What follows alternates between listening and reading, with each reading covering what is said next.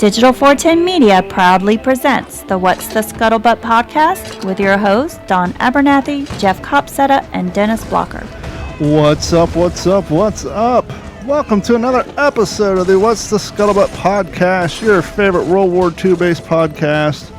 And we are back for 2024. We got the whole new gang back together. Joining us, as always, from the big-ass state in the union, as we were discussing prior to going on the air, Mr. Jeff Copsetta. Jeff, how you doing, sir?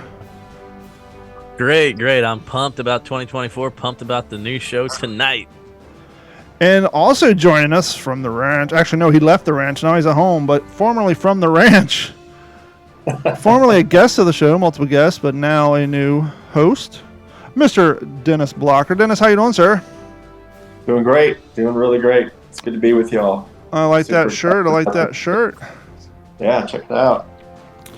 Just a little state of the show for you guys. As you guys know, Henry took some time off to work on his book, and as you would assume, that's a long process. And so we wish Henry well and hope all things go well with his book. But even after his book gets released, which we have no date on that, but after his book does get released, there's tours and all that stuff. So he's going to be tied up for a very long time down the road. And so I'm sure he'll come back as a guest from time to time. But we're going to keep on trucking on as we've been doing for the last, 6 years now? Yeah, 2018 is when the show launched. January 1st, actually January 7th of 2018, because that's what the logo stands for on Mr. Blocker shirt. Did you know that, Dennis? If you look down on your shirt, that's the US 01 stands for January 7th, 2018. That's what that stands for. That was the date our very first episode aired, and now you are part of the family and the history of the What's the Scuttlebutt podcast. That's pretty cool. So Jeff was telling me you guys have been busy. You got a little project you're working on. Yeah, we've got several things that we've been going over the last couple of weeks in pretty intense meetings, hashing out ideas. Some of them are actually ideas we got from the war years, and we're pretty excited about it. Jeff? Well, we also got another project that Dennis is a huge part of that he just kind of invited me to help out. I was hoping, Dennis, you'd talk a little bit about our boy Arthur Allen Jr. and the potential of that project, the potential of a guest to come on the show, and the potential of just everybody. I mean, I don't know what it is. There must be something on TV, but everybody loves B-17s now all of a sudden. Yeah, something in the air. It's just weird. I don't know. Something is in the air for sure. Yeah, so that project is something that we were. I did a book with Mitch Weiss, a Pulitzer Prize winning author, and called The Heart of Hell, about my grandfather's unit, gunboat unit, specifically LCI gunboat 449 in the Pacific. And we work really well together, and I learned a lot from that process about writing, and he in turn took advantage of my research skills that I had been doing for so long. Well, we were approached by the nephew of a B-17 pilot from the 94th Bomb Group, 332nd Squadron, and he asked if we would be willing to write about his uncle. And of course, you're like, well, there's so many stories out there. What makes one rise to the top above, the literally almost unlimited numbers of stories that are out there? And so we're just, fingers crossed, hoping that there would be a story there. Well, it turns out that, the B-17 crew was, tremendous. Like, guys were writers, writing home these great letters, the compelling. Even Walter Winchell mentions this bomber crew in one of his radio broadcasts. They were a special group of guys, and we're looking forward to telling their story. And I of course reached out to Jeff with his experience with the air war, specifically Europe, and to be able to have a resource, especially somebody that, you care so much about and spend so much time with, to be able to sit around and sit around a fire, and which we've done. And it's not just like a fanciful idea, but we've actually done it. Sat around a fire and campfire outside and just pad and paper and just hashing out stuff. And it's been really great. You know, it amazes me that even after all of the work that I've done and the research that I've done, it amazes me that there are still stories to be uncovered. I don't know why it amazes me, because I know that, but there's still nuggets out there. And I was just thinking the same thing. I'm like, isn't it amazing how there's still so many stories untold? But then this voice in the back of my head is like, hey, stupid, you realize how many men served in this war across the world? Clearly, there's a lot of stories out there that are untold. But how lucky are you that in this day and age where, sadly, and it's sad, it's weird, but it's not. And I know it doesn't make any sense, but I'll make it make sense. Sadly, there's less veterans around. But as Jeff and I were talking before the show, it was only 80 years ago. And those cats were between the age of 18 and 17, so now they're going to be 97, 98, which then does make it more understandable to believe that there's not so many around. But the fact that I've often said the older I get, the younger old gets.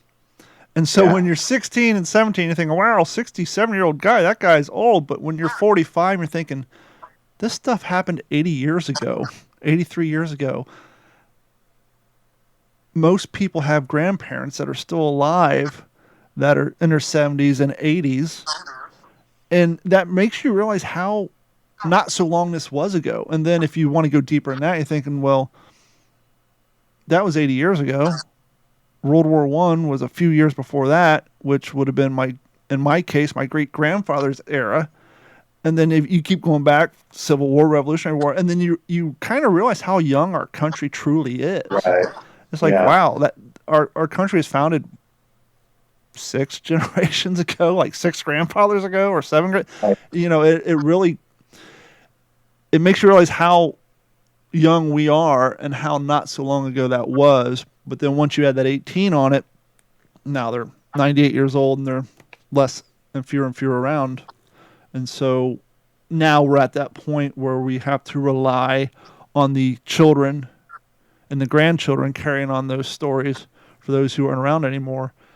And we have to rely on those people's wives, sisters, and cousins, hopefully at some point, as in the case of your grandfather, relatives taking all their letters and have stashed them somewhere, and then someone finding them, not knowing they were there. Like, oh, I cleaned out grandma's, or I cleaned out my mom's basement and found my grandfather's letters to my grandmother's, and now here's all this new source material. And that source material is popping up all over the place, assuming, people's grandparents' stuff is tucked away in a basement somewhere. Perfect example, we talk about my grandfather all the time. Every time I reach out to my mom, my aunt, hey, you got anything on my grandfather? Oh, it's in your Uncle David's basement. Okay, so I'll have to wait until Uncle David gets around to clean out his basement, I suppose. And that's how a lot of this stuff gets unearthed. One day, someone finally does that spring cleaning, and oh, look what we found. Yeah. And then you got to find some enthusiastic person like you and Jeff to bring it to life, put it in paper, and make it available to the world. Yeah, that's right. It's pretty exciting, really. When the World War II veterans were still with us and alive, it was still a challenge, because your challenge was to get them to talk about it. The worst day of their life in many cases. But I had a really different kind of a bearing about me, that these guys just all opened up to me and just trusted me with their stories. But what I think that even more interesting now is, as far as like from a researcher point of view, is the being very ingenious and the different routes that I'm having now to get the story from, specifically exactly what you said, that now we're having to reach the family members, right? So I have to convince family members who have been bombarded by calls from India every day and calls from the spammers and all this scam that's going on all I'm the time. Amazon. Someone bought an iPhone for $900. You need to call me. Right. Exactly. Yeah, your Sprint thing is expired. If you don't respond within 24 hours, you're going to be canceled. Mm-hmm. Now here comes this guy from Texas, and I want to talk to you about your grandpa. It's like, okay. So you have to. It's intriguing because, and it's something that I love, and because I get very ingenious on how I'm going to convince them to, talk to me about it, and I've been successful at that. But that's just trial and error and learning. Specifically, if anybody out there is interested and has a story that they want to research, I mean, whitepages.com will give you people's phone numbers and it will give you their email, which really blew my mind. But and it's been successful. That's how we've got these guys from this book that we're working on now. Let me ask you a question from a research standpoint. I just had this thought. Yeah. As we get older, and as living historians and reenactors, you're kind of seeing it now. At least here in Florida, I'm seeing more young cats who are reenacting Vietnam, and what tends to happen as the grandchildren get to that age, they oftentimes want to reenact the scenarios in which their grandfathers or their fathers fought in. Obviously, you guys are researching World War II, some point maybe some Korea stuff, but all the writing home, all the communication was done handwritten letters, probably all cursive, right? Yeah. For majority of it. Yeah. Jeff, when you were overseas and Dennis, when you guys did correspondence, you guys all handwrote your letters, correct? Yeah. All in cursive. Yes, absolutely. Jeff, no? Yeah, I know where you're going with Jeff this. was doing block letters, double spaced, Yeah. triple margins with the blue line through the middle. I write in all capitals, much to the chagrin of all of my students that they tell me that I write like I'm yelling at them. Why do you write in caps lock? There's a reason. Well, Dennis sees where I'm going. They're not teaching cursive nowadays. So 30 years from now, that doesn't even matter because who's writing a letter? Nobody. But when the next group of amateur historians, the next Dennis Blocker, the next Jeff Copsetta, the next Jared Frederick, who's going through your generation's letter, writing back from, Iraqi Freedom, Operation Desert Storm, all those conflicts, and they're cursive, they're going to have to, I got to take this home and scan this into my computer with some software that recognizes cursive writing because I can't read this in real time because I never learned cursive writing. And just, I don't know. I just don't know if that would take kind of the personalization out of the research or if it's just something they're going to be used to. Yeah, Dennis, you probably could answer that better, but I just throwing this out there. Like, I think that kind of stuff happens all the time when you come across acronyms for different things or just the vernacular of the day a lot of times needs to be translated. I don't think that's anything new for researchers to go, whoa, wait a minute. I've never come across that, the way he described that or whatever, because, there's military, just the verbiage is different. Just like it was. I don't think that somebody at the turn of the century could look at a letter from a Civil War soldier and go, what does that even mean? And it's probably just, shortening the word regiment, for example. But if you don't know, the chain of command in the military, I think civilian researchers still have that a little bit of a block there. What do you think, Dennis? I get that, but I guess maybe what my point is I'm assuming, and I don't know because I've never had the privilege or the benefit, but I'm assuming that when Dennis is sitting down reading a letter that's handwritten, there's a little personal feel to it because you're reading this. Perfect example. Back in the day when CDs came out, you'd go to the music store, you'd buy the CD, you would open up the catalog, and sometimes the lyrics were typed out, and sometimes the lyrics was a photocopy of Kurt Cobain's handwriting or Trent Reznor's cursive handwriting, and to me, it felt more personalized. It felt cooler. Like, oh, I'm reading it straight from his hands, his mind, because you're reading a copy of his cursive writing opposed to some intern typed it out at the CD company. I'm just wondering, when it comes to research, do you feel more personable when you're reading someone's handwritten letter versus a transcript of said letter? And will that be lost by a generation of researchers who may not be able to read the actual personal handwritten letter until it's been transcribed into a text that they know how to read? I guess is kind of my point.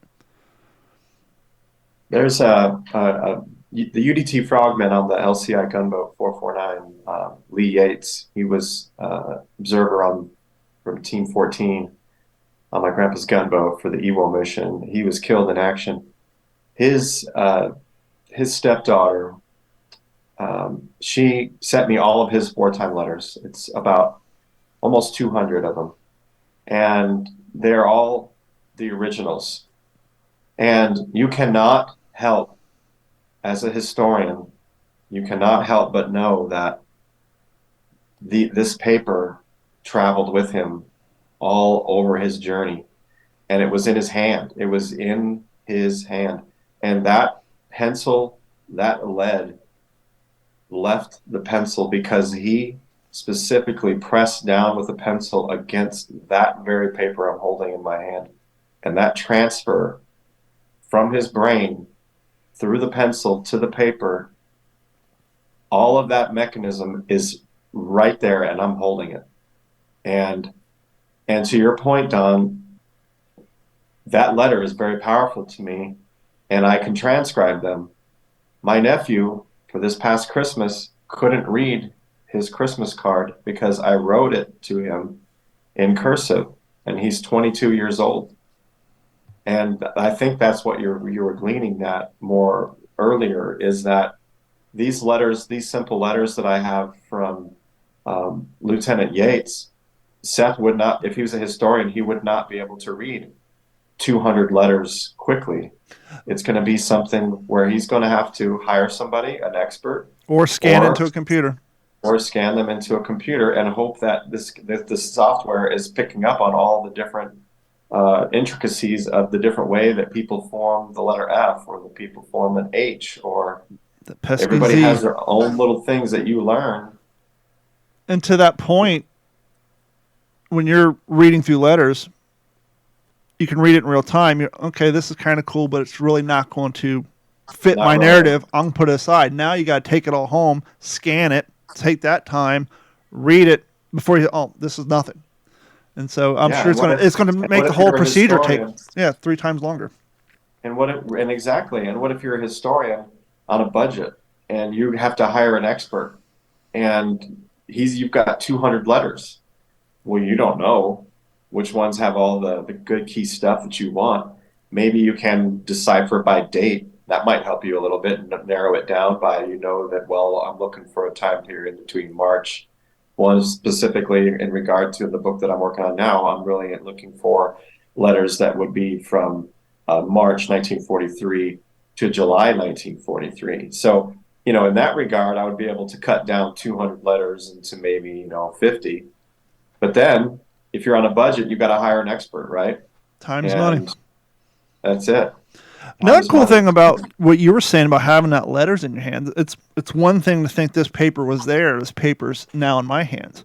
But if you're a history nerd like we are, a military history nerd, not only did he write that, not only did he press that, but he put it in an envelope, handed it to the guy who's collecting the mail, and then it got put on a ship or a plane. And just the fact that not only did he write that, but just the logistical machine that it took to get from point A to point B, and all that happened during that history that you love so much.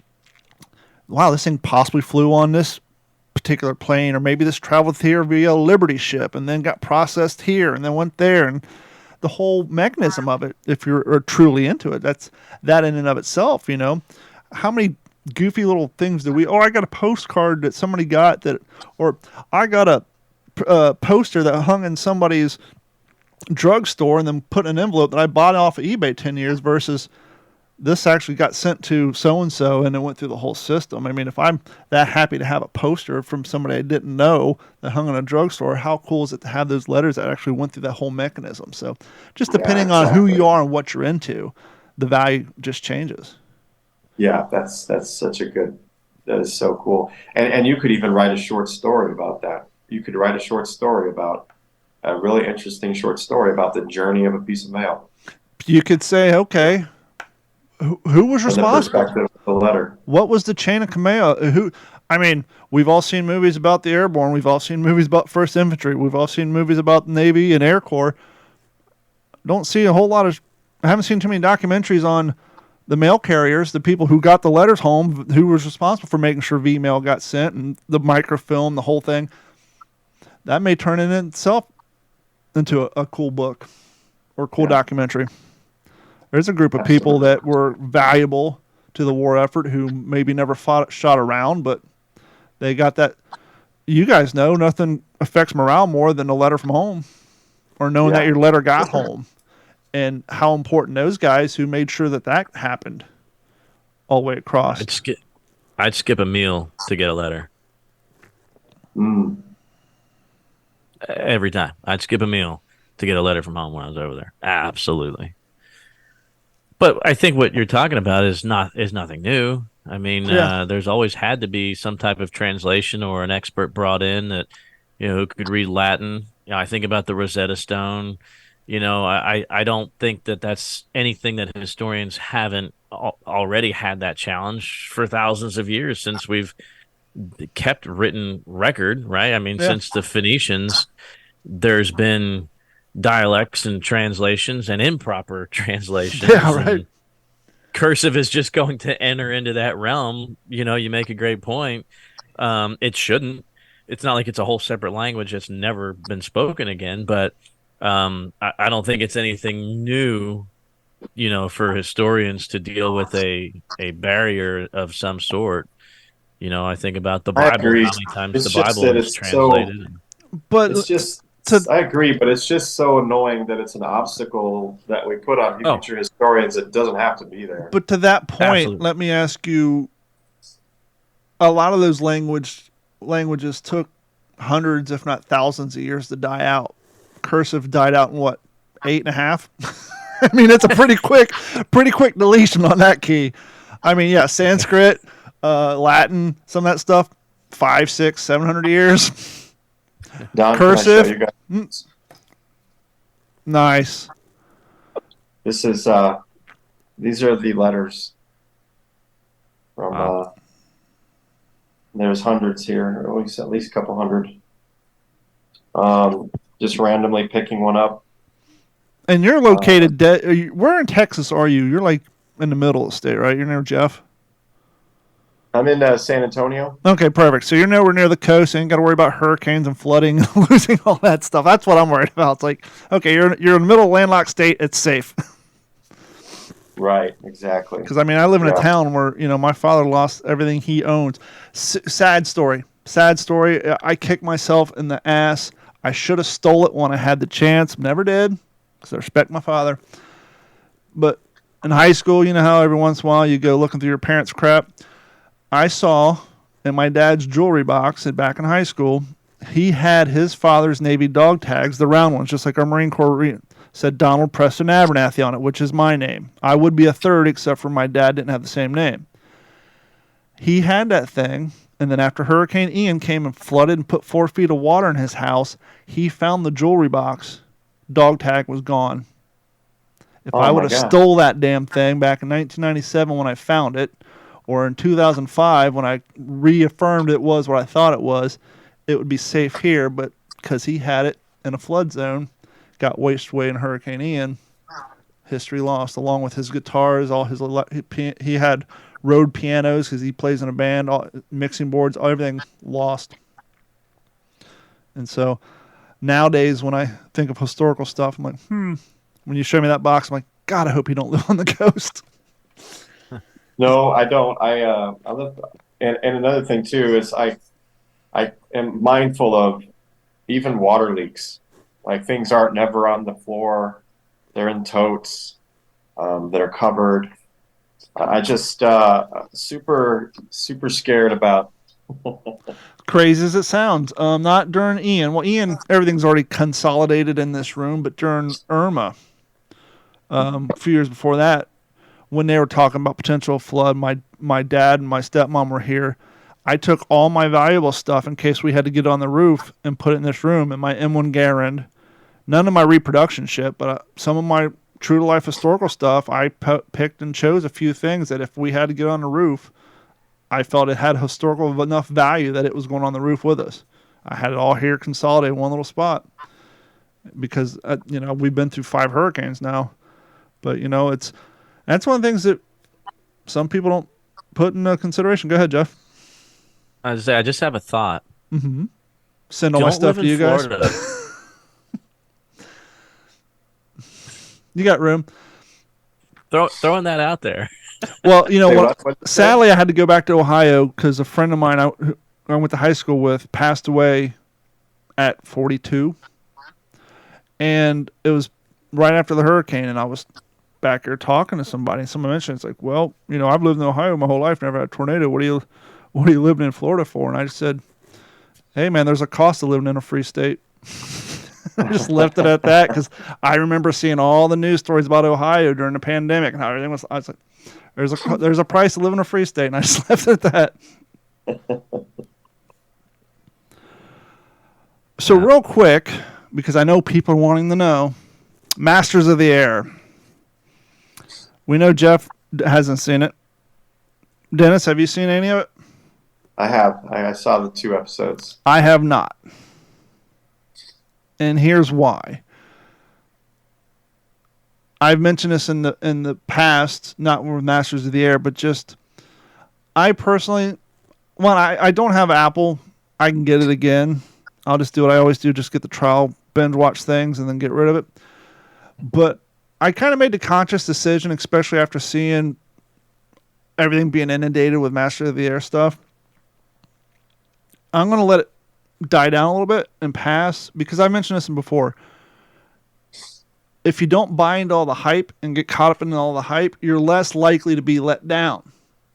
And since I haven't seen any, I'm not saying I will be let down, but I figure if I just kind of let it die down, get rid of my anticipation, and then I can go into it with a calm heartbeat and clear mind and just enjoy it for what it is, and not saying, oh, here's the new one, let's go.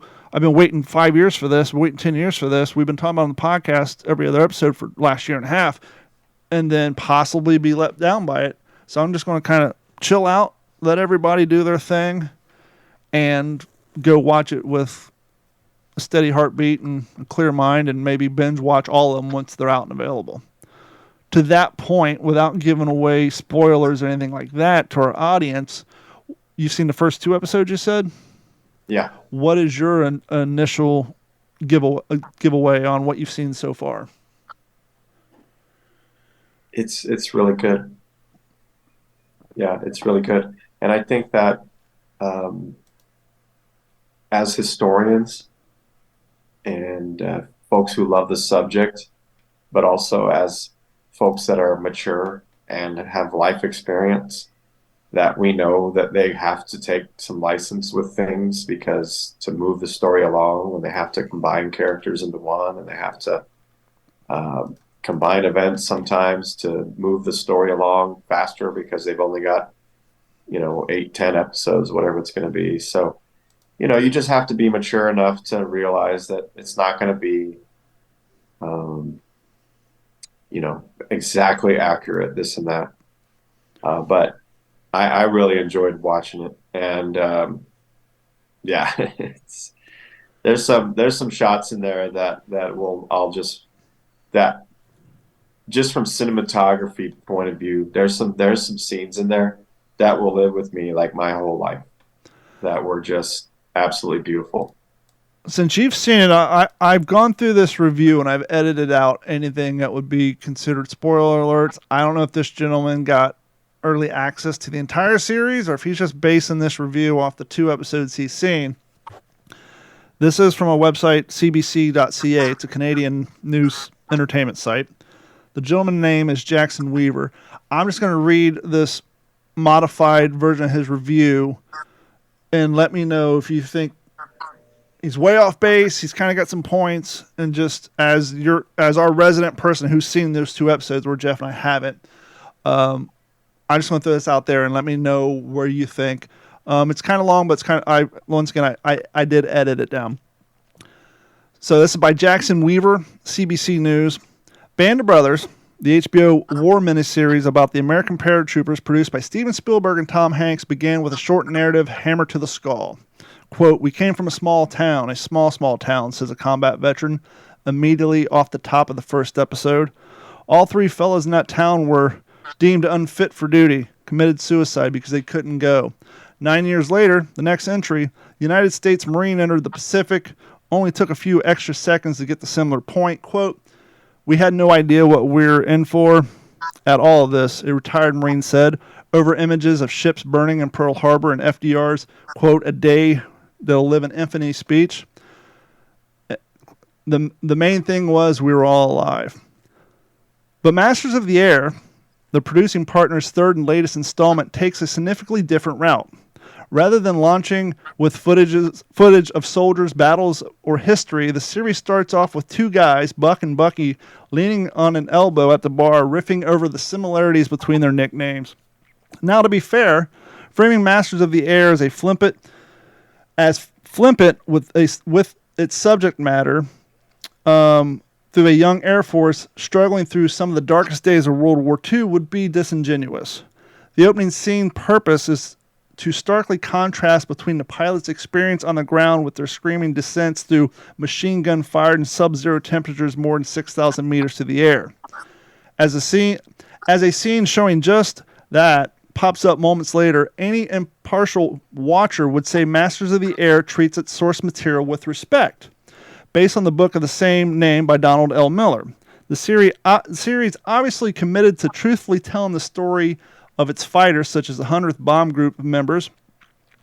Like the book, the show pairs personal stories with terrifying realities of air combat never seen before or since. It's more than understandable that the series, filmed now, nearly a century after its subject took place, no longer includes first-hand testimonies as its predecessors did. But without them, Masters of the Air takes a completely tonal shift. Where Band of Brothers commentary and the Pacific's tactical maps and missions outlines bookend each episode, help track a certain sense of similarity and awe, Masters of the Air has given over completely to just another story using historical context for entertainment. There's nothing necessarily wrong with that, but it's a significant downgrade and especially disappointing if your standards were set so high by the last 2 miniseries. Watching Band of Brothers Easy Company slowly build a fighting force and to get to Europe, then to see it picked apart as real members recollect what it was like to be there, it was almost like a service journalism. It was an eye-opening peek into history you could play in history class. Masters of the Air's less impressive story, for the most part, made a disjointed antidote from the book, patched together without a unifying theme. Feels like something you would watch while making dinner. It's a shame for the fact that it's a compelling story to be told, It's a shame for the fact that it's a compelling story to be told. Committed but overzealous commanders were arguably forced by circumstances to sacrifice airmen in order to provide Air Force could prove that the Air Force could and must be used to win the war. There was also a refusal of the planners to accept the necessity for fighter planes alongside heavy bombers and the threat of the Army Air Force being absorbed and disappeared into the untested techniques that didn't show results. Some of this is scattered throughout Masters of the Air, but without a clear focus of one or the other series. Instead, Butler Cleaver's delivers wooden lines which still hold on to the accent that seemingly seeped into his pores from his 2022 portrayal of Elvis. Meanwhile, he bounces between impressive but samey sky battles and the real-life accounts of a hand melted into guns and a husky named Meatball, which was kidnapped from Iceland. It's a faithfully told, but feels more like shallow characters on a narrative rail more guiding us to a clip shown of archival footage rather than building a central message. Part of this is due to the performances, which are nothing to write home about aside from perhaps the miniseries mainstay Anthony Boyle as Lieutenant Harry Crosby. Part of this is also the writing, where Band of Brothers gives us a morally dubious Captain Sobel. Seemingly every character in Master of the Air's initial episode is a one-dimensional delivered system for simple, unchallenged act of heroism. Even in the initial conflict felt by the airmen commanders to drop thousands of bombs over overpopulated cities, which Miller painstakingly documents, is, if anything, an afterthought here.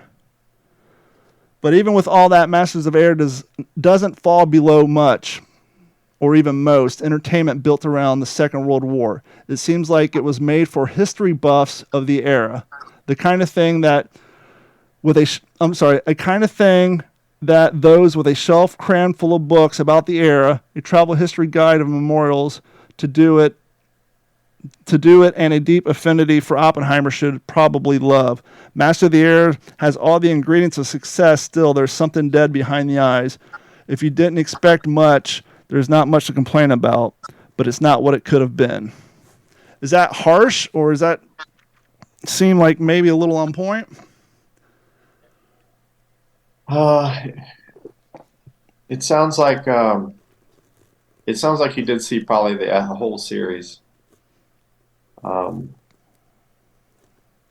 It's interesting because, I mean, I could see some of his points for sure, but as in anything, you'll get, 5 people will watch it and they'll have 5 different viewpoints on, what they saw about it. It is interesting though that he comes at it almost as if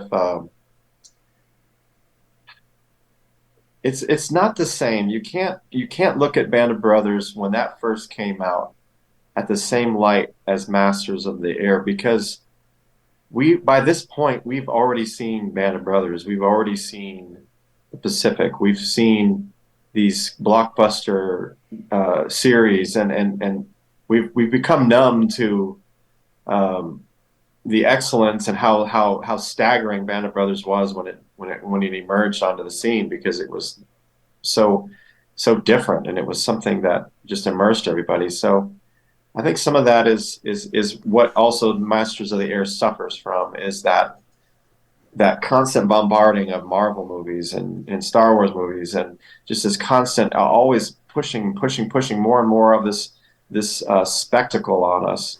And then you get something like, I mean, there's moments in the first 2 episodes. There are moments that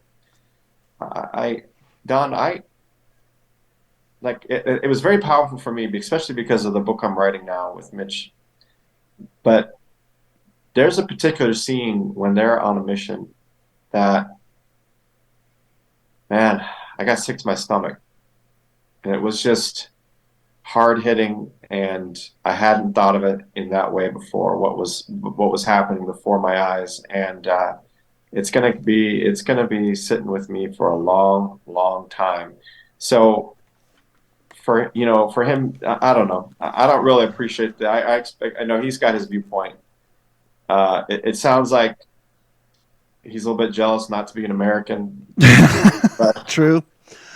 Well, to that end, and I'm sure Jeff's thinking the same thing, and we've talked about this verbatim multiple times when Henry was on the show.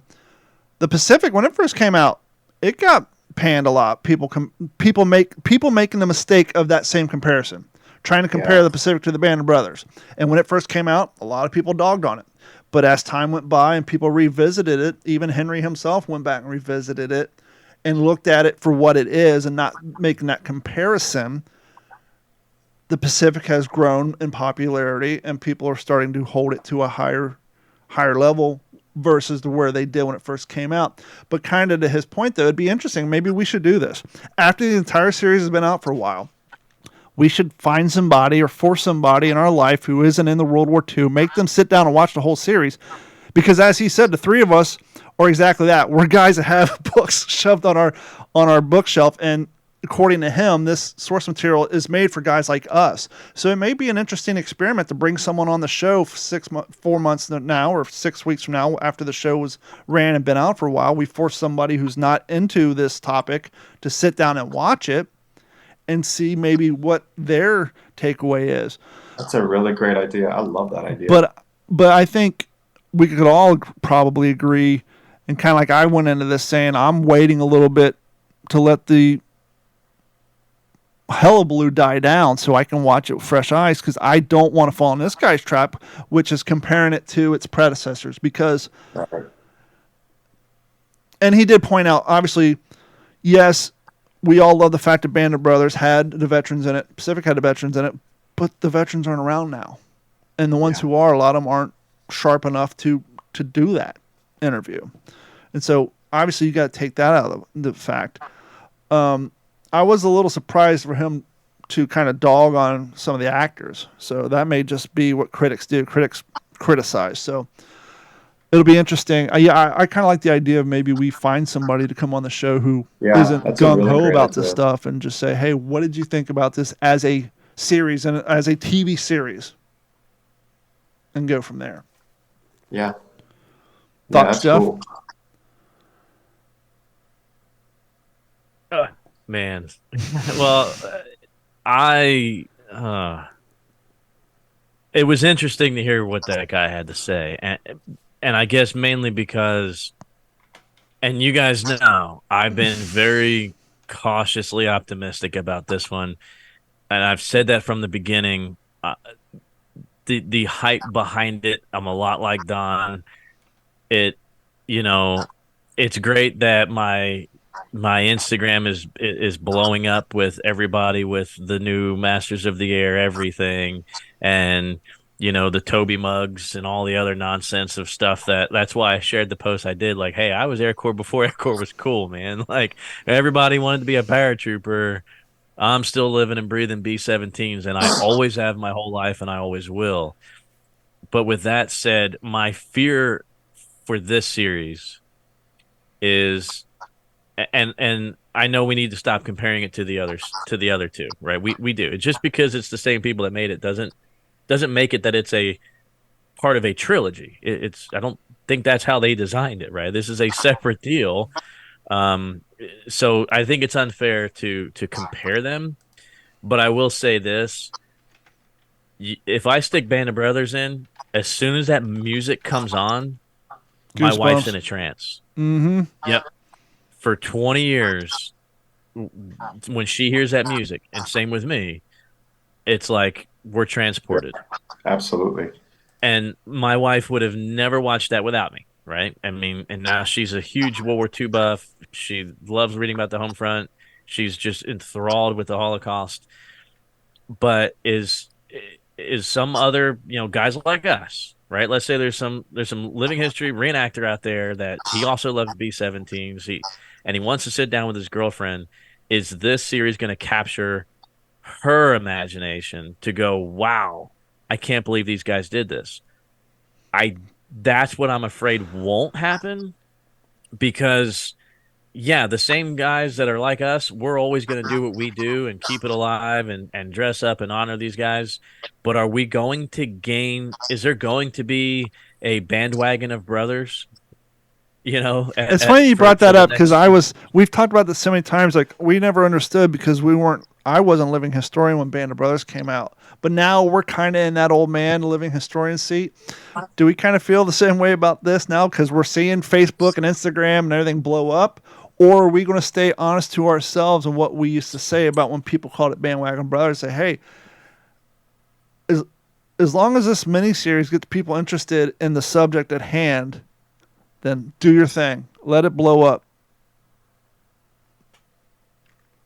Absolutely. But my fear is, will it? Yeah. Will it? Because that's what I want. I want for those guys that were really, truly the first heroes in my life, the guys that flew B-17s, is it going to catch on? And for the next 20 years, are we still going to be talking about it? I mean, I will say this. For funny ha-has, I've been looking. it's really hard to buy a brown leather jacket right now. Not that I need one. I have several. But you want a reproduction A2?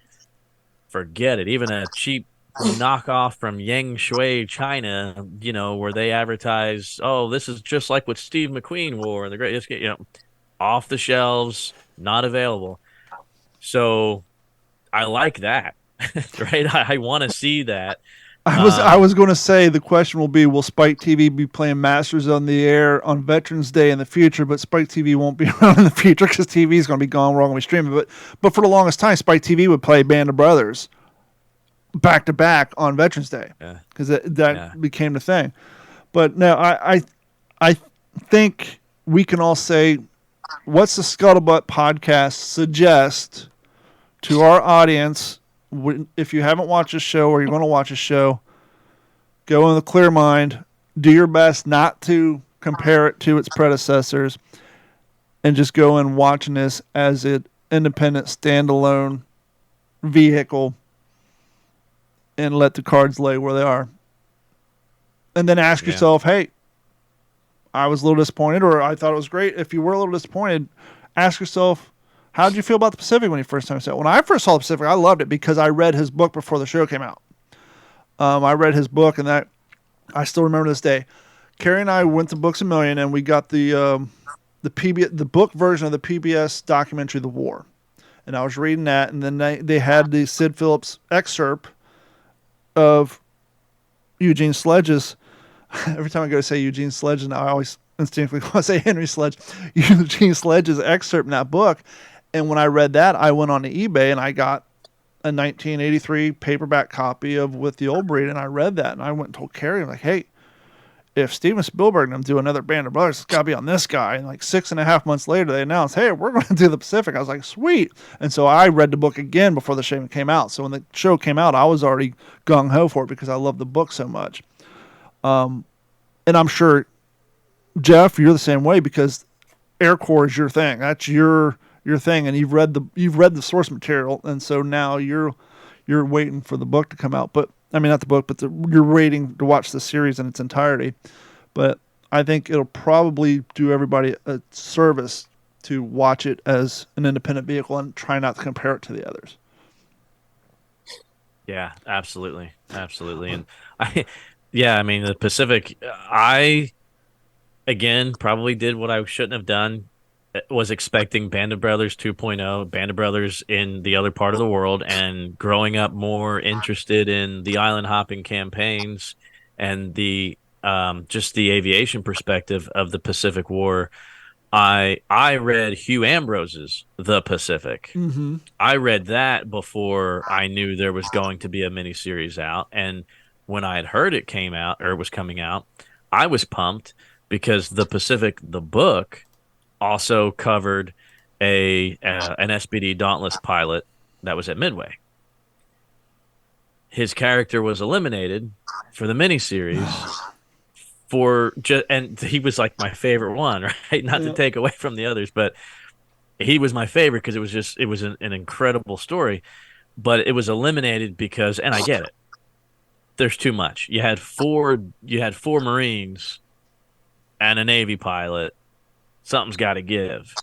So, it made sense the odd man out was eliminated for sake of just easy storytelling and the fact that guys, their paths kind of cross with, Lecky and Sid and Eugene. So it made sense that these war memoirs and these guys actually, serving together, it helped create that bond that we had in Band of Brothers because it was Easy Company. Not to mention the fact that the budget. I enjoyed the book that they used for Barcelona to tell Barcelona's story, and Don, I know you read it, and I enjoyed that. But yeah, I think I'm still going to remain cautiously optimistic. And again, as an Elvis fan, Austin Butler did so good of a job as Elvis. Well, see, that's what I thought was crazy about this guy's review, because when I read him saying that the accent from the Elvis was coming through, like 3 days ago, I saw an article talking about how he had a speech coach whose job it was to get rid of that accent. So it's like, right. Did it not work, or is this guy just looking for shit to pick at? So you never know. I saw the trailer and I heard it.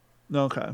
So I never seen the Elvis movie, so I have no comparison to base that off of. Yeah, Switch up absolutely. gears a little bit.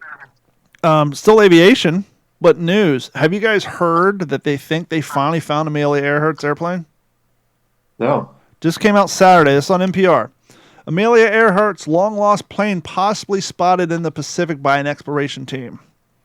New clues Whoa. have emerged in what is one of the greatest mysteries of all time, the disappearance of the legendary American aviator Amelia Earhart. Deep Sea Vision, an ocean exploration company based out of South Carolina, announced Saturday that it captured compelling sonar images of what could be Earhart's aircraft at the bottom of the Pacific Ocean. Now, for those of you playing at home who's ever been on a bass boat with the new Garmin side scan technology, or you watch Ventures with Purposes, you know how detailed this stuff can get now. Let's see here. The discovery was made possible by a high-tech unmanned underwater drone and a 16-member crew which surveyed more than 5,200 square miles of the ocean floor between September and December.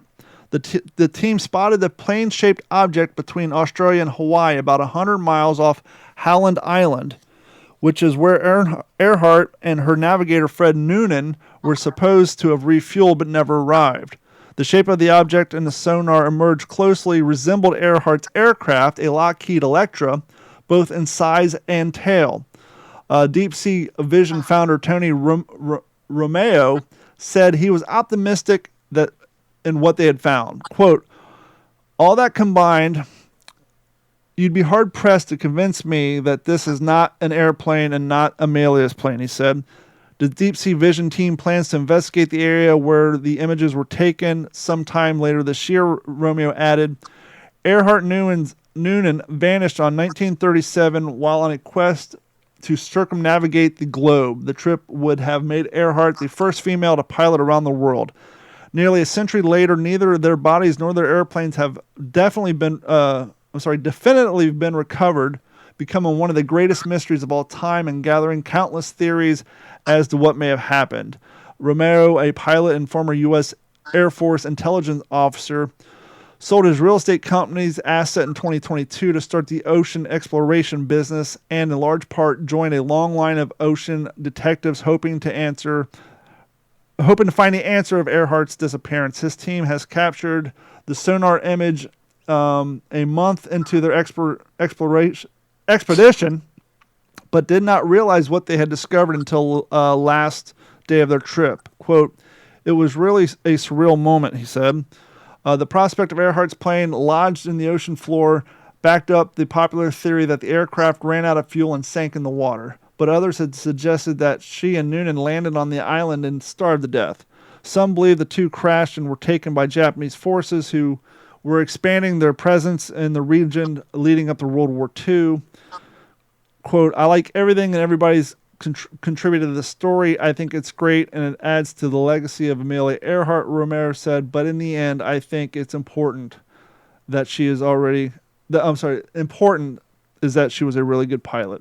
And so they're basically saying from other stories I've read that as far as they can tell from the imaging that this looks like it's going to be her plane, that model plane, and that there was no other model of that particular airplane in the South Pacific. So the fact that there would hypothetically be another Lockheed Electra in that area is slim to none. So if they can confirm, in fact, that this is a Lockheed Electra, because we've all heard the stories, like, there's people, POWs from World War II claim that they seen her in a Japanese concentration camp on an island before. And so we've all heard many of the theories, but it would be interesting to see if this was in fact her plane, then they can kind of figure, okay, did they have a life raft? If so, current, or if her manifest shows there was no, I'm sure if you're flying over the ocean, you're going to have a life raft in there, right?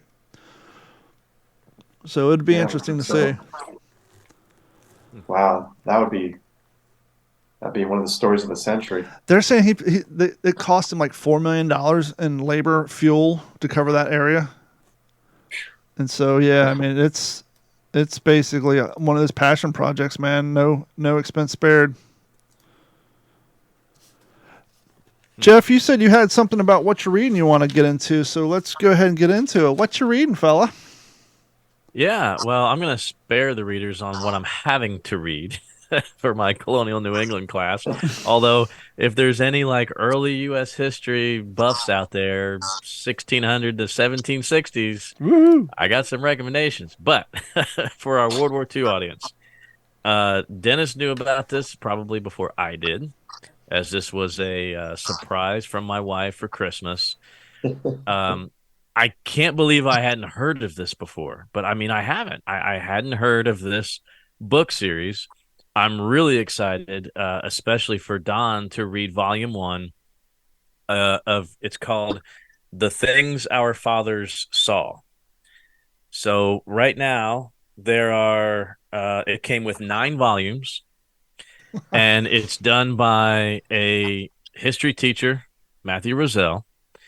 And he started interviewing, or started even having his students interview World War II vets for a good part of his teaching career. And he has now compiled them, organized them, and each book is about a different topic. So I read volume 1 in like 10 days right after Christmas, and that one's called Voices of the Pacific Theater. Nice. So, like I said, I know, Don, you'd really be interested in that. They're quick. When did their project start? You said he had his students start doing this throughout his career. Did they start in like 1983 or 1995, 2001? When did this project start? That's a great question. I want to say it was probably more in the 90s. Okay. And he talks about being a big World War II buff, and like me, he's a teacher at his alma mater, or like he says, he's on the other side of the desk now. So he remembered that he had some teachers as a high school student in the 70s that were World War II vets that he didn't really realize or care when he was a high school student. But of course, now that he's a teacher, kind of that full circle thing. So yeah, it seems like probably around the 90s, and I think the first book was published in 2015. So the guy's been knocking them out. I mean, he's done more than one a year.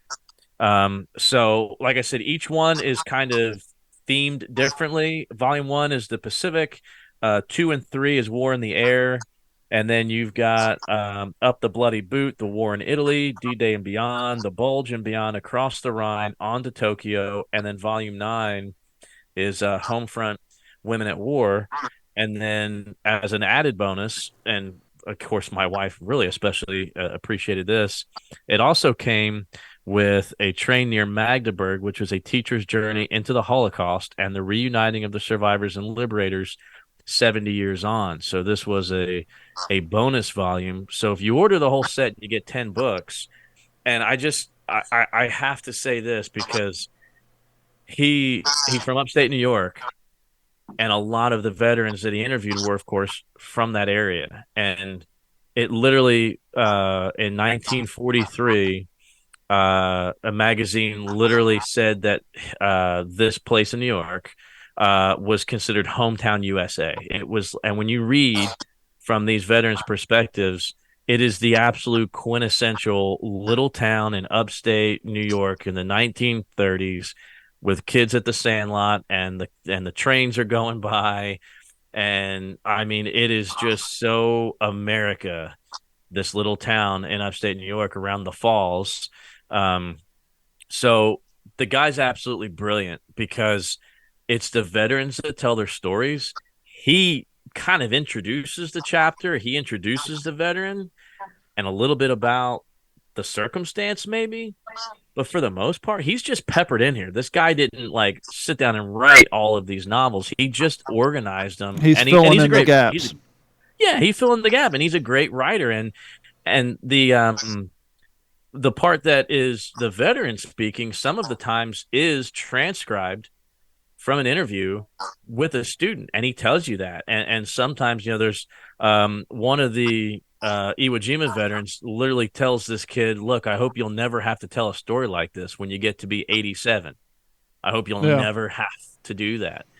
And does he give each student their fair credit in the book, saying, "Hey, this part of the interview was conducted by Stephen Smith"? Not that I've seen in volume 1, although he does call out a specific student who finished the project that he gave her that he thought was an impossible task. And it's really interesting, and I'm so tempted. I want to read the whole thing, you guys, and I won't. It's a couple pages long, but it's the epilogue of the first book, and it's about a local veteran, Randy, who was killed on the Oklahoma during the attack at Pearl, and they never really found him to bring him home, and there was a student who comes up to Mr. Rozelle and asked to get some of her classwork a little early because she's going to Hawaii for spring break. And he says something like, my blood pressure ticks a little bit slightly because with exams pending the day before our Easter break, my 10th grade history student informs me that she's leaving for vacation. And since she'll be missing a few classes and she's heading to Hawaii and I'm not, I give her an extra task, never dreaming that she would actually pull it off. Go to Pearl Harbor. And he asks her to find Randy Holmes, to find out about him. And he goes back and finds the 1941 yearbook, finds the picture of Randy in his Navy whites, and everybody's so proud of him that he's transferring to Great Lakes Training School in Chicago, and then that he's going to report for duty on the USS Oklahoma in August of 41. What I didn't know was that the salvage efforts for the Oklahoma didn't start till I think March of 43. Wow. Well, it kind of makes sense because they needed to use all their manpower elsewhere. Absolutely. But to think about what they pulled out of that ship 18 months later, you're not going to be able to identify Don't want much. to think about it. Yeah. And then I also didn't realize that in 1947, the Oklahoma was sold and began its last journey to be cut up for scrap at a salvage yard in California. But not long into the journey, she began to take on water, and the tow lines had to be severed. The Okie slipped away into the abyss 540 miles northeast of Pearl Harbor.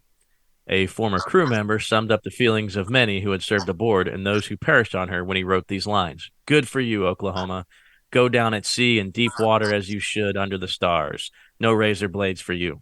They can make them from the ships and planes that did you in. So long, Oklahoma. You were a good ship. And this student, emails Mr. Rozelle a picture of her at the memorial in, I believe it was, trying to think I think it says what year. Let's see. It's sometime after 2007 because there was not even a memorial for the Oklahoma until 2007.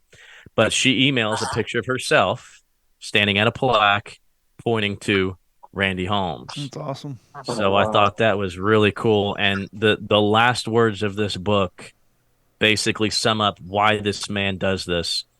And he says it's in the words of Susie Stevens Harvey, who lost her brother in Vietnam and advocates for all those still missing in action or prisoners of war. Quote, dying for freedom isn't the worst that could happen. Being forgotten is. And they are incredible books. I plan to reach out to the author. Yes, please. See if we can get him on the show. Yeah, I mean, it's unbelievable. And apparently when my wife made the offer, they told Tammy that expect 3 more volumes. Nice. Pretty soon. Hey, It's Dennis, incredible. what you reading? Awesome. I'm reading a lot. I'm reading this one, First and the Last. I'm reading Goebel's Diaries. What's really interesting is I had this idea the other day. I thought, well, I know that the mission, these bombing mission dates. So I thought just this idea came to me. I wonder what Mr. Goebbels had to say on those days. And the bomb group makes his diaries. Nice. They make the pages. It's pretty awesome. I'm glad I had that idea because it's definitely going in the book. Have you guys ever read Bill Goebel's diaries? Mm-mm. It's startling I need because I need to he's open up so my honest. library more to the other side. I have a few German-based books, but not enough. Don, he is so honest. It's it's like, wait a minute, this is a different guy than who is portrayed in the propaganda. It's startling how honest he is and how he sees the writing on the wall like early, and he can't believe that they're fighting the Americans, and it's really staggering. I'm reading this book about Luftwaffe. the FW-190, and this one about the Mighty Eighth at war. Let me ask you guys this, since you read a lot of these Air Corps books. In any of these books, have you ever came across any sort of documentation of where the bombs were dropped as far as like latitude and longitude? Something that you could actually take and go to Google Maps and say, let's see where this area is nowadays? Any of the books ever include anything of that nature, or have you ever looked into seeing if So I that came information's across. out there? Because that'd be kind of cool to go on Google Maps now and say, well, let's see where this area, how developed it is nowadays. So there's the Institute of Combined Arms Institute online. They have the actual English translation of the police president Hans Kehrl, Kehrl, who was our version would be the police chief of Hamburg, and it is a 400 something page Wow. document, and it talks about eyewitness accounts of Hamburg. But to your point, they have Hamburg broken up into sections, and they have a map, and they show bomb hits and areas that were destroyed. And so I imagine that you could overlay that on a map of current Hamburg, and you would probably be able to get right in there and see. But my point is that the Gauleiters and the mayors of these other places probably had the same, even down to the small little towns that were mistakenly bombed, maybe perhaps. Yeah, I would say it's out there. Before we wrap up the show, we want to get the mail call. We usually do a little earlier in the show, but mail call, very important. We want to hear from you guys. You have questions, comments, suggestions, want to add something to the show, please email us at mailcall@WTSPWWII.com. That is WTSPWWII.com. And here's Jeff with the mail call. All right. Yeah, this first one reads, "Greetings, Don, Jeff, and Henry. I've been a bad listener lately. Holiday season and family can drive a man to extremes. For example, not listening to his favorite World War II based podcast. I was driving to work at 5 a.m. in the morning last week, catching up on episodes, when what to my wandering ears did appear, but my name called out as a winner. Truly shocking. I never win anything. Holy Toledo. A major award, I gather you guys are getting the movie reference. Yes, I also have Ralphie's M1 Garand shirt as well. If time did not run out and you guys crumpled up my name on paper, I understand. There's always a chance for next time. I will keep this email short, Got just close. letting you guys know. Never miss listening to an episode, even if I'm a month behind. The three of you do an outstanding job and are much appreciated by this subscriber. I will start throwing an email your guys' way more frequently. Both my grandfathers were World War II veterans. One was an army mechanic that served in the CBI theater rebuilding Burma Road. My other grandfather was a submariner. What episode was that when Don learned submariner was one word? Just kidding, Don. He was on the Perch, SS-176. He was also a POW for 3.5 years. There's a very interesting story attached to that I will share if you guys are interested. I will sign off for now. Keep up the awesome work. Your podcast is appreciated greatly. Sincerely, Joe Schwartz." Now, Joe, don't I get credit in knowing that a submariner is a man and a submariner is a watch? I should get some credit for that. If you guys don't know what he won the first Patreon giveaway, which was the print of Get Off the Beach, which we have shown. You guys seen the pictures on Instagram, but we want to announce that it's not too late. Coming up probably at the end of February, because we're just now getting back in the steam of things. If you guys haven't done so, head over to WTSPWWII.com, click on the link for Patreon, or just go to patreon.com and type in 410 Digital 410 Media, and you can find us. And it's upside down. Next one we're giving away is the second print from the Henry Sledge collection. He got these when these prints were made. And this one is this guy right here. Another beautiful print. This one is entitled Off the Line. And you can see the guys coming back all battle hardened and war weary from their battles. And all you have to do to get registered to enter, and if you're already a Patreon subscriber and you haven't won yet, so that means only one person is not entered to win. As long as you're an active subscriber and your account is up to date, you're entered to win. We're going to do a drawing probably at the end of February, maybe the beginning of March, and that'll be the next one we give away. Don't matter which tier you are a member of. Just sign up for any of the tier. You can't be, I'm not sure how, but we have a few people that signed up for Patreon free, which you're not registered. So you have to be at least paying $1.50 a month. There's 3 tiers. There's a $1.50 a month plan, a $3.50 and a $7.50. We've been saying for years, if you're a member of the $7.50 after 2 months, you get a t-shirt, kind of like the wonderful one Dennis Blocker's wearing. But we decided, why be limited to a t-shirt? We'll reach out to you. You can get a hat if you want a hat. You want one of the awesome WTSP coffee mugs. You can't really see mine because of the light. I got the gray one. Jeff has the black one. You want a hat, t-shirt, coffee mug, anything in our store. If you're a $7.50 a month subscriber after month 2, we'll reach out to you. I got a couple of shirts to send out this week. I sent a few of them out last month. After month 2, I'll reach out to you. The only thing you have to be aware of is you need to check your email from time to time, or just log into Patreon, download the app. All our communication will be done through Patreon, which will send you an email. So if you're going to sign up, I know people have a tendency to sign up for things with their secondary or their spam email that they want all their spam to go to, and they forget to check it. If you're a winner, we're going to send you a message to Patreon, which will then go to your email.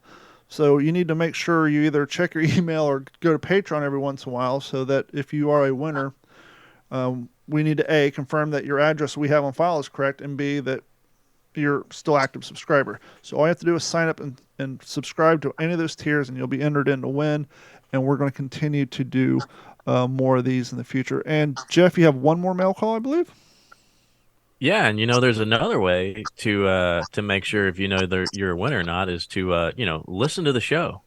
That's a novel you don't have idea. To check your email. I mean, throwing that out there. Well, you still have to check your email in order to verify that you're still alive, and we can send it to you. But yes, listen to the show, find out if you're a winner, and then check your email.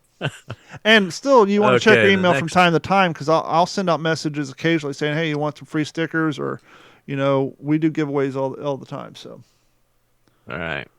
The next mail call here says, Don, Jeff, and Henry, I am Jack Talley. My wife and I are friends with Liberty Phillips through the 508th PIR reunions since 2018. We loved your podcast with her, highlighting the great work she does. Her comment for our book was, "It's excellent." Now, Dennis is really going to like this part. Sue and I completed a book recently published in February of this year highlighting the 1,000 war letters exchanged between Sue's paratrooper father and her mother during the war. Wow. A rarity, Sue's father mailed back home all of his old mail. Wow. So we have the home front side too. The link to Never Give Up the Jump is here. Attached is a summary of the book. If you have any questions and would like to talk to us, please let us know. All the best, Jack and Sue Talley. That's amazing. I feel like we need to be booking them for this spring, because that sounds like an interesting story. I haven't read the book review yet, but I definitely will. 1,000 war letters. My gosh. That's incredible. That's pretty awesome.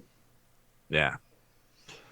I have every one of the letters that she sent me when I was over there. She has everyone I sent her. I doubt they add up to 1,000. But I'll tell you what, Especially I'm with you probably writing the in last block letters. generation of fighting men that still has letters that we kept, because who keeps a text message, right? Before we wrap up the show, Jeff, you got anything coming down the line? Blue Bonnet Air Show in my neck of the woods is like 6 weeks away. 16 March 2024. If you're in Central Texas, come out and see me. I thought I was going to have an update for our Eureka Beacon film that we're doing, but it looks like that may be pushed off till summer. So just reading away and doing, I'm kind of at Dennis's beck and call, and anything that has to do with the B-17, he gives me a shout and a lot of fun. So, Dennis, you got anything coming down the line or anything you want to get out there? Yes, sir, I do. I think we started off talking about the Masters of the Air, and I think it'd be kind of appropriate to end off with this diary entry from Dr. Joseph Goebbels, Hitler's right-hand man, Please. number 3 in the Reich. He writes on May 25th, 1943. So the 94th Bomb Group has a couple missions under their belt by this time. He says, "The critical thing about it is that industrial and munitions plants have been hit very hard. One can only repeat about air warfare. We are in an almost helpless inferiority and must grin and bear it as we take the blows from the English and the Americans." Pretty powerful stuff. And on those words, I want to thank each and every one of you for hanging out with us for another episode, and we will talk to you all next week. This week's What's the Scuttlebutt Patreon shout out. We just want to give a heads up and a shout out to Nick Ledette, John Kraft, Joe Schwartz, and DJ Bowen. Thank you guys so much for supporting the show and what we do here at the What's the Scuttlebutt podcast. This has been a Digital 410 production.